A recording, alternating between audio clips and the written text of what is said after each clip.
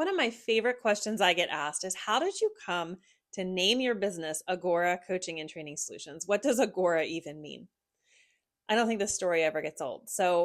Okay, back in the winter of 2018, I had left my corporate role about 6 months prior, and I was getting really, really close to filing my LLC paperwork, which is a very exciting moment for any entrepreneur. But there was just one problem.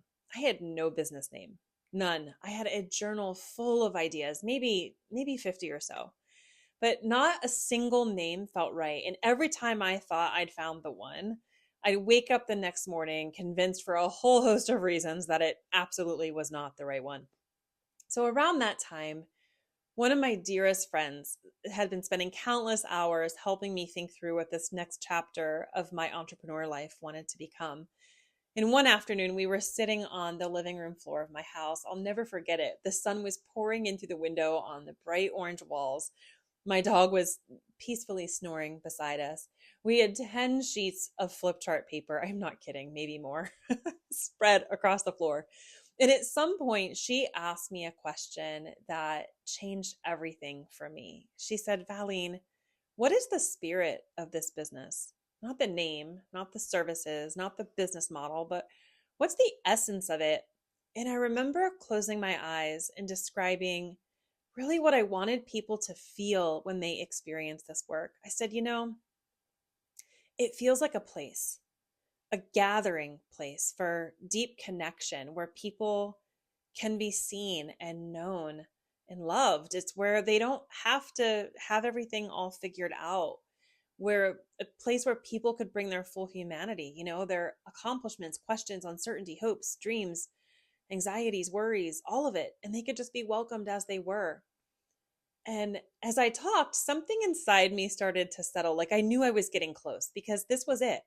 The spirit of this business was not that it's a coaching business or a training or consulting company. It's a place. So a few days later, she sent me a voice message. One word had come to her, and it was Agora. The name comes from ancient Greece.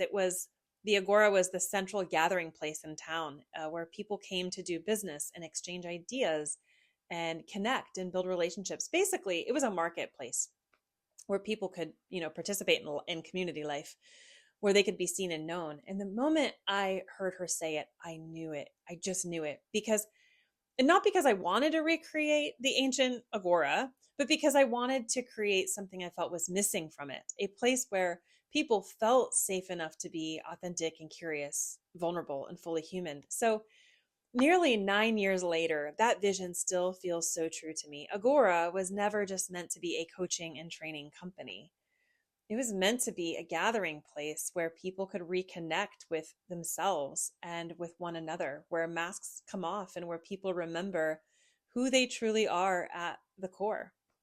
And the name reminds me of this mission every single day. So welcome to the modern day Agora.